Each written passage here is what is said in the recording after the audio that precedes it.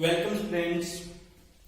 सो हम 11th bio में अपना जो फर्स्ट चैप्टर है द लिविंग वर्ल्ड, उसमें हम लिविंग के कैरेक्टरिस्टिक स्टडी कर रहे थे। लास्ट टाइम हमने जो कुछ कैरेक्टर्स लिए थे, तो लास्ट के कैरेक्टर हम पढ़ रहे थे ग्रोथ एंड डेवलपमेंट। तो ग्रोथ स्टूडेंट्स इंटरनल भी हो सकती है, ग्रोथ एक्सटर्नल भी हो सकती है। वो डिपेंड करता है, ऑर्गेनिज्म है, कुछ नॉन लिविंग थिंग्स है। तो इसके बेस पे इसको दो हम टाइप में अलग अलग में डिवाइड कर सकते हैं। एक तो स्टूडेंट्स होती है इंसेप्शन, दूसरी होती है एक्विजिशन।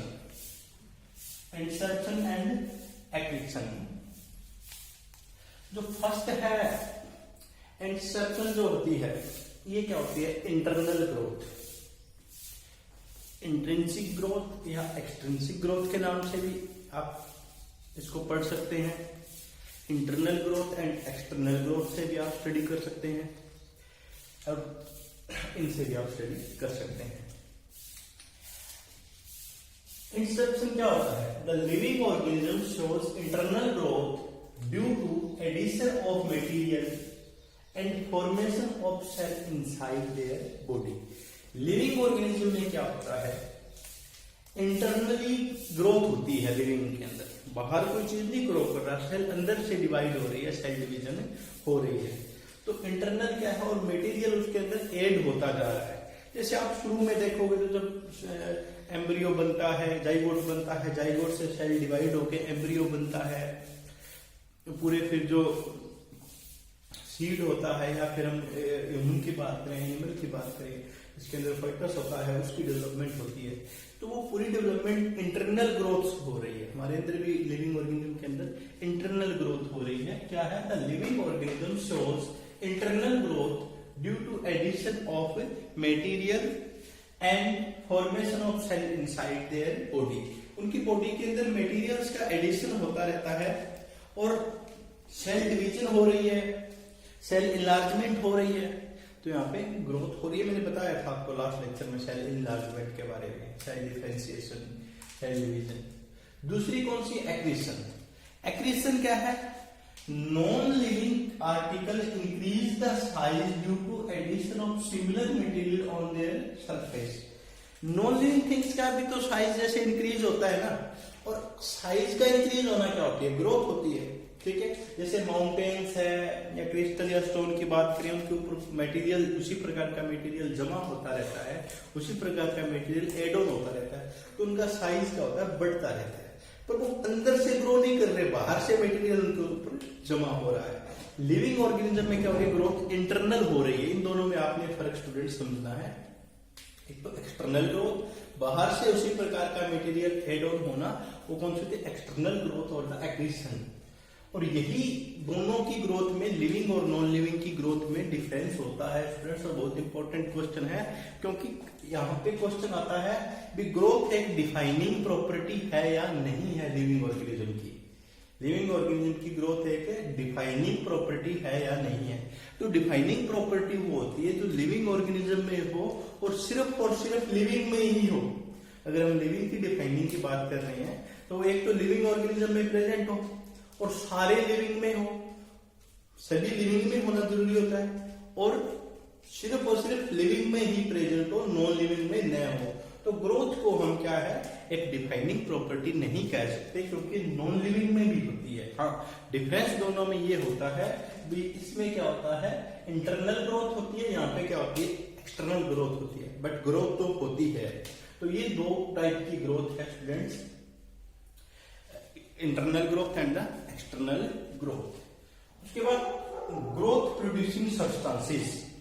अगर हम ऑर्गेनिज्म की बात करें, लिविंग की बात करें, तो आपको बताया था एक एपोप्लाज्मिक बताया था, एक प्रोटोप्लाज्मिक बताया था। एपोप्लाज्मिक जो सेल के बाहर के कंटेंट होते हैं, ठीक है। These are the non living materials formed by cells, जैसे सेल वॉल, बोन मैट्रिक्स या फाइबर्स। ये जो सारी चीजें होती है, सेल वॉल होती है, बोन मैट्रिक्स या फाइबर्स, इनको क्या बोलते हैं? एपोप्लाज्मिक। और दूसरी जो प्रोटोप्लाज्मिक होती है सेल के इनसाइड होती है, साइटोप्लाज्म है, न्यूक्लियस है, और उनमें जितने भी मटेरियल्स हो वो कौन से होते हैं, प्रोटोप्लाज्मिक। सेल के अंदर है जो साइटोप्लाज्म है उसके अंदर सारे मटेरियल वो किसके अंदर आते हैं, प्रोटोप्लाज्मिक सब्सटेंसेस के अंदर आते हैं। कि ग्रोथ एंड डेवलपमेंट है, internal growth and external growth, या एक्सट्रिंसिक ग्रोथ या इंट्रिंसिक ग्रोथ। ये ग्रोथ क्या है, ग्रोथ एक डिफाइनिंग प्रॉपर्टी लिविंग ऑर्गेनिज्म की नहीं है। उसके बाद हम नेक्स्ट देखें स्टूडेंट्स, तो नेक्स्ट करेक्टर अगर हम लिविंग का लिखा था हमने मेटाबॉलिज्म, याद होगा कौन सा था, metabolism.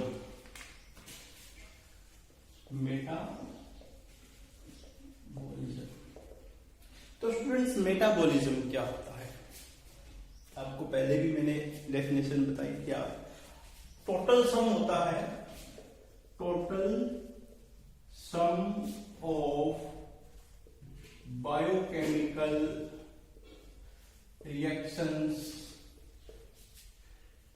Take place within living body. Living body में जितनी भी बायोकेमिकल रिएक्शंस होती है उनको क्या बोलते हैं, मेटाबॉलिज्म बोलते हैं। और ये सभी लिविंग ऑर्गेनिज्म की एक एसेंशियल कैरेक्टर है, जरूरी है। It is essential for all living organisms. सभी लिविंग ऑर्गेनिजम्स के लिए क्या होता है स्टूडेंट्स, ये एक जरूरी प्रॉपर्टी है। बहुत क्यों, क्योंकि लिविंग क्या है, मेटाबॉलिज्म, फूड जो हमारे अंदर क्या है, डाइजेशन हो रही है, रेस्पिरेशन हो रही है, कुछ प्रोडक्ट बन रहे हैं। और अगर प्लांट की बात करें, फोटोसिंथेसिस हो रहा है, वो सारा किसके अंदर आता है, मेटाबॉलिज्म के अंदर आता है। तो ये एक सभी लिविंग ऑर्गेनिज्म की ये क्या है, एसेंशियल प्रॉपर्टी है, और नॉन लिविंग में नहीं होती है। ठीक है, वैसे देखें तो नॉन लिविंग में नहीं होती, तो ये डिफाइनिंग प्रॉपर्टी भी लिविंग ऑर्गेनिज्म की कह सकते हैं। हाँ, इसमें थोड़ा सा जो कुछ और कंडीशन आएगी, डाउटफुल एक जगह आती है, उसमें भी आपको हम बताएंगे। अभी उसको नहीं सोचना, आपने क्या करना है, इतना सोचना है मेटाबॉलिज्म क्या है, एसेंशियल प्रॉपर्टी और डिफाइनिंग प्रॉपर्टी है। मेटाबॉलिज्म दो टाइप की होती है, एक तो कैटाबॉलिज्म, एक क्या होता है, anabolism. Anabolism, catabolism and anabolism. Anabolism हमने पहले ही एक लेक्चर में स्टडी किया था। एनाबॉलिज्म क्या है, कोई चीज का बनना, कंस्ट्रक्शन ऑफ द मटेरियल, कोई चीज बन रही है, यहाँ पे प्रोडक्ट बन रहा है। ठीक है, जैसे कि प्लांट के अंदर फोटोसिंथेसिस के अंदर हो रहा है, फोटोसिंथेसिस आपने प्लांट के अंदर देखा होगा, तो वहां पे क्या होता है, CO2 H2O, यहाँ पे क्लोरोफिल, सनलाइट, क्या होता है C6H12O6+O2, प्रोडक्ट बन रहा है। ठीक है, एनाबॉलिज्म क्या होता है, कंस्ट्रक्टिव प्रोसेस होता है जिसमें कोई चीज की फॉर्मेशन होती है, उसको क्या बोलते हैं, एनाबॉलिज्म। ठीक है, और दूसरा क्या है, कैटाबॉलिज्म। कैटा का मतलब होता है ब्रेक डाउन, ब्रेक, तो ब्रेक डाउन, मटेरियल का ब्रेक डाउन होना। जैसे आपने डाइजेशन पढ़ा है, रेस्पिरेशन पढ़ा है। डाइजेशन में क्या है, अलग अलग एंजाइम से जो आपके प्रोटीन है, कार्बोहाइड्रेट्स है, फैट्स है, वो ब्रेक डाउन हो रहे हैं कॉम्प्लेक्स टू सिंपल। यहाँ पे क्या है, कॉम्प्लेक्स, इसमें ब्रेक डाउन हो रहा है सिंपल के अंदर। ठीक है, यहाँ पे सिंपल क्या बन रहा है, कॉम्प्लेक्स। समझा रही, ठीक है, जैसे रेस्पिरेशन, इसका बिल्कुल उल्टा हो जाएगा। रेस्पिरेशन में देखे तो C6H12O6, O2 लिया, CO2H2O प्लस एनर्जी। तो ये जो फॉर्मेशन होती है, इसमें आप डाइजेशन भी लिख सकते हो, रेस्पिरेशन भी लिख सकते हो। तो जिसमें क्या होता है, प्रोडक्ट की फॉर्मेशन होती है, कॉम्प्लेक्स प्रोडक्ट बनता है सिंपल से, उसे क्या बोलते हैं, एनाबॉलिज्म। और जिसके अंदर कॉम्प्लेक्स से सिंपल बनता है उसको क्या बोलते हैं, कैटाबॉलिज्म। तो स्टूडेंट्स ये है मेटाबॉलिज्म और बहुत इंपॉर्टेंट प्रॉपर्टी है लिविंग बीइंग की। इसे आपको याद रखना है। ये नीट में क्वेश्चन इसके ऊपर लगभग कंफर्म आता है। नीट याद होगा, नीट क्या होता है, एमबीबीएस के लिए एग्जाम, ठीक है, इसके लिए आप मेडिकल साइंस है तो नीट के इंपॉर्टेंट क्वेश्चन इसके लिए आता ही आता है। तो मेटाबॉलिज्म एंड इसमें केटा एंड एनाबॉलिज्म। तो स्टूडेंट्स ये एक एसेंशियल प्रॉपर्टी और डिफाइनिंग प्रॉपर्टी है। नेक्स्ट बात करें तो रिप्रोडक्शन। नेक्स्ट प्रॉपर्टी की बात करें तो कौन सी प्रॉपर्टी ले सकते हैं, रिप्रोडक्शन। रिप्रोडक्शन रिप्रोडक्शन क्या है रिप्रोडक्शन? रिप्रोड्यूस दोबारा बनना, उसी जैसा। री एंड प्रोड्यूस दो वर्ड है यहाँ पे। री मतलब दोबारा, प्रोड्यूस का मतलब होता है बनना। तो उसी ऑर्गेनिज्म जैसा एक नया ऑर्गेनिज्म बनना, उस प्रोसेस को क्या बोलते हैं, रिप्रोडक्शन। लिविंग बीइंग की एक प्रॉपर्टी है जिसमें लिविंग ऑर्गेनिज्म अपने जैसे ही न्यू ऑर्गेनिज्म प्रोड्यूस करते हैं, ठीक है। जो लिविंग ऑर्गेनिज्म है अपने जैसे ही न्यू ऑर्गेनिज्म प्रोड्यूस करते हैं, उस प्रॉपर्टी को क्या बोलते हैं, उस प्रोसेस को क्या बोलते हैं, reproduction. It is a process of living beings in which they produce new offsprings similar to themselves। Offspring जो नए बच्चे होते हैं, ठीक है, अपने जैसे ही ऑफस्प्रिंग वो पैदा करते हैं। इस प्रॉपर्टी को स्टूडेंट्स क्या बोलते हैं, रिप्रोडक्शन बोलते हैं। और यहाँ पे एक पॉइंट ये इंपॉर्टेंट है, कोई जरूरी नहीं कि सभी लिविंग ऑर्गेनिज्म के अंदर हो। सभी लिविंग ऑर्गेनिज्म में रिप्रोडक्शन होना जरूरी नहीं होता। इसलिए क्या है, एक ये एसेंशियल प्रॉपर्टी नहीं है। It is a non essential property of living. देखो यहाँ पे वैसे तो जरूरी है रिप्रोडक्शन, लाइफ को चलाए रखने के लिए जरूरी होता है ना भी। अगर रिप्रोडक्शन ऑर्गेनिज्म में नहीं होगी तो फिर लाइफ ही नहीं चलेगी। तो एसेंशियल वैसे तो है, बट नॉन एसेंशियल हमने इसको क्यों लिखा है, इसका रीजन ये नहीं है अगर कोई ऑर्गेनिज्म रिप्रोडक्शन नहीं कर पाता तो वो मर नहीं जाएगा, ठीक है, उसकी डेथ नहीं होगी। ऐसे नहीं है कि अगर रिप्रोडक्शन नहीं करेगा तो वो सर्वाइव ही नहीं करेगा। ये इंपॉर्टेंट पॉइंट यहाँ पे नोट कर लेना, सर्वाइव करेगा। आपने बहुत सारे इनफर्टाइल कपल्स देखे होंगे, ह्यूमन में भी बहुत सारे ऐसे कपल होते हैं। अब बहुत सारे ऑर्गेनिज्म जो लिविंग ऑर्गेनिज्म हमने हाइब्रिड बना लिए, एक म्यूल हमने बना लिया, और बहुत सारे ऑर्गेनिज्म होते हैं जो रिप्रोडक्शन नहीं करते, फिर भी तो वो सर्वाइव तो करते हैं ना, ठीक है, सर्वाइव तो करते ही करते हैं। सर्वाइव के लिए जो प्रॉपर्टी इंपॉर्टेंट होती है उसी लिए हमने इसको लिखा है नॉन एसेंशियल। मतलब सर्वाइवल के लिए अगर बात करें, मतलब अपने एक पर्टिकुलर इंडिविजुअल की सर्वाइवल की बात करें तो कोई जरूरी नहीं कि वो रिप्रोडक्शन करेगा तो ही सर्वाइव करेगा, नहीं करेगा तो वो तो करेगा, उसकी लाइफ तो है, आगे उसकी जनरेशन नहीं बनेगी। इसको नोट अलग से कर लेना, उसके आगे जनरेशन नहीं बनेगी। जनरेशन टू जनरेशन बनाए रखने के लिए तो रिप्रोडक्शन जरूरी है, बट एक लाइफ के लिए रिप्रोडक्शन जरूरी नहीं है। तो एक नॉन एसेंशियल प्रॉपर्टी बहुत सारे ऑर्गेनिज्म में आपने देखा है, बहुत सारे आपको एग्जांपल मिल जाएंगे जो रिप्रोडक्शन नहीं करते। जो रिप्रोडक्शन नहीं करते तो फिर भी वो लिविंग तो है ना, ठीक है। पिछली मैंने आपको पॉइंट बताया था मेटाबॉलिज्म। मेटाबॉलिज्म सभी में होना जरूरी होता है। डाइजेशन नहीं होगा, रेस्पिरेशन नहीं होगा, प्लांट में फोटोसिंथेसिस नहीं होगा तो फूड बनेगा कैसे? और फूड बनेगा तो अगर उसको डाइजेशन नहीं हुआ तो फिर उसका सिंपल में टूट के एनर्जी मिलेगी कैसे? रेस्पिरेशन नहीं होगा तो एनर्जी लेंगे कैसे? सर्कुलेशन नहीं होगा, तो वो सारे प्रोसेस मेटाबॉलिज्म के जरूरी होते हैं। बट रिप्रोडक्शन अपनी प्रॉपर्टी तो है, पर ये कोई एसेंशियल प्रॉपर्टी नहीं है। लाइफ के लिए भी ये होगी तो ही हम सर्वाइव करेंगे, अगर ये न होगी तो भी सर्वाइव कर सकते हैं। इसको आपने अच्छे से करना याद है ना। दूसरा पॉइंट भी, लिविंग ऑर्गेनिज्म को अपनी जनरेशन को कंटिन्यू रखने के लिए, अपनी जनरेशन को बनाए रखने के लिए इसको रिप्रोडक्शन करना जरूरी होता है। ठीक है। अगर रिप्रोडक्शन नहीं होगी, सभी में नहीं होगी, तो लाइफ खत्म हो जाएगी सभी की, ठीक है। बट एक पर्टिकुलर ऑर्गेनिज्म की बात करें तो ये क्या है, ये नॉन एसेंशियल प्रॉपर्टी है। कोई जरूरी भी सभी ऑर्गेनिज्म में रिप्रोडक्शन होती ही होती है, तो ये नॉन एसेंशियल है, तो इसको हम डिफाइनिंग प्रॉपर्टी भी नहीं कहेंगे, क्योंकि सारे लिविंग ऑर्गेनिज्म रिप्रोडक्शन नहीं करते। तो लिविंग की रिप्रोडक्शन जो है वो एक डिफाइनिंग प्रॉपर्टी नहीं है, ठीक है फ्रेंड्स। हम नेक्स्ट कैरेक्टर लेते हैं। नेक्स्ट कैरेक्टर की बात करें तो हम यहां पे ले सकते हैं adaptation. Adaptation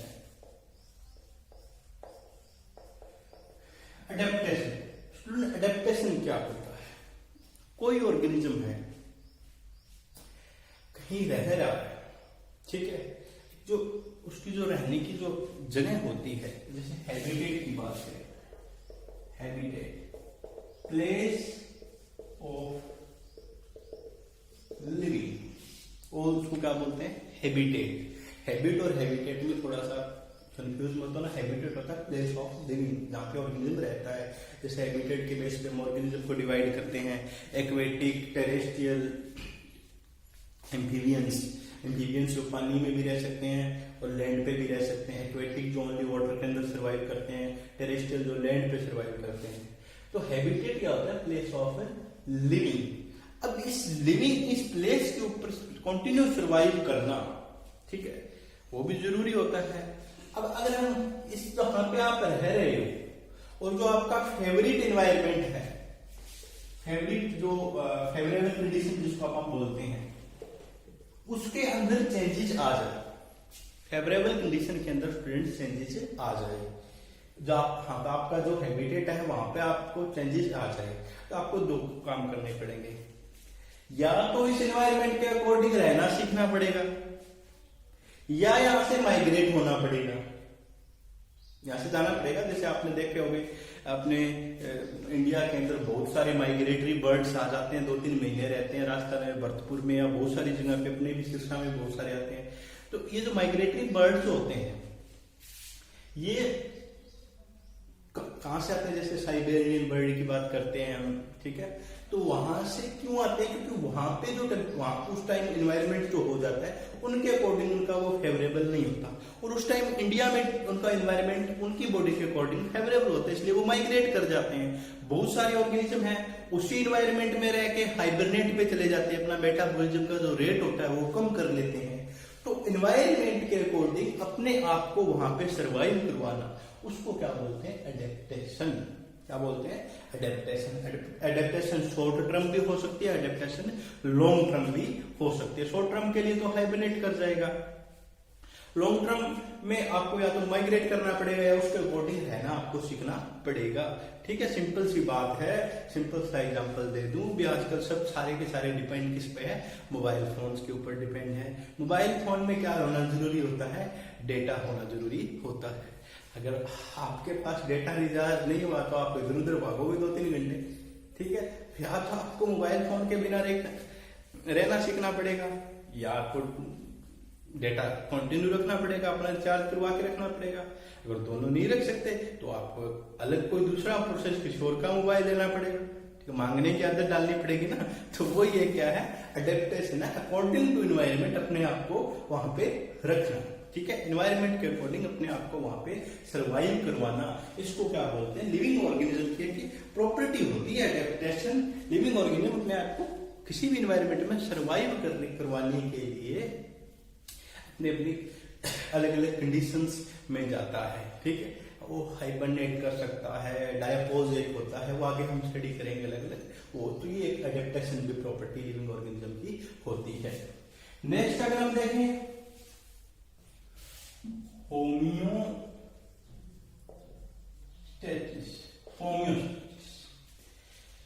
according to environment अपनी बॉडी को रेगुलेट करके रखना। एडेप्टेशन से थोड़ा सा अलग है, ये इंटरनल बात चल रही है। अकॉर्डिंग टू इन्वायरमेंट अपनी बॉडी को, अपने बॉडी टेम्परेचर को कांस्टेंट करके रखना, उसे क्या बोलते हैं? होम्योस्टेसिस। जैसे आपने थर्मो रेगुलेशन एक नाम सुना होगा, थर्मो रेगुलेशन एक होती है ओस्मो रेगुलेशन। ठीक है, अकॉर्डिंग टू एनवायरमेंटल टेम्परेचर अपनी बॉडी को कांस्टेंट बना के रखना, उसको क्या बोलते हैं, होम्योस्टेसिस। जैसे हम इजीली कर सकते हैं, अभी जो समर का सीजन आएगा 50 डिग्री तक टेम्परेचर चला जाता है, हम तो अपने आप को किसी तरह सर्वाइव करवाते हैं। सर्दियों में 2-3 डिग्री तक चला जाता है, फिर भी हम अपने आप को अलग अलग तरीके से, तो वो हमारी बॉडी तो 37 डिग्री ही रहती है, कांस्टेंट बॉडी टेम्परेचर ही रहता है, तो उसको बनाकर रखना। ठीक है, वो कांस्टेंट। ठीक है, थर्मो टेम्परेचर से रिलेटेड है तो थर्मो रेगुलेशन, या जो हमारी बॉडी में टॉक्सिक मटेरियल ज्यादा हो गए हैं उनको टाइम टू टाइम रिमूव करवाना। हमारी बॉडी में रिमूव कौन करता है, जैसे किडनी करती है, स्किन करती है, स्किन से स्वेट आता है ना, ठीक है, और किडनी टॉक्सिक मटेरियल जो एक्सक्रीशन का प्रोसेस हम पढ़ते हैं उसमें करती है, तो वो कौन से होते हैं, ओस्मो रेगुलेशन। टॉक्सिक मटेरियल को बाहर रखना, बॉडी टेम्परेचर को कंट्रोल रखना, वो क्या होता है, ओस्मो थर्मो रेगुलेशन। तो अपने एनवायरनमेंट के अकॉर्डिंग अपने बॉडी को स्टेबल रखना, कांस्टेंट बना के रखना, वो क्या होता है, होम्योस्टेसिस। ये लिविंग ऑर्गेनिज्म की प्रॉपर्टी है। तो स्टूडेंट्स, आपने आज ये करने जितने प्रॉपर्टी मैंने आपको बताई है, नेक्स्ट लेक्चर में अभी इसके और कैरेक्टरिस्टिक्स लिविंग के पढ़े उनको स्टडी करें। इनको आपने अभी डीपली स्टडी करना है। Thank you students.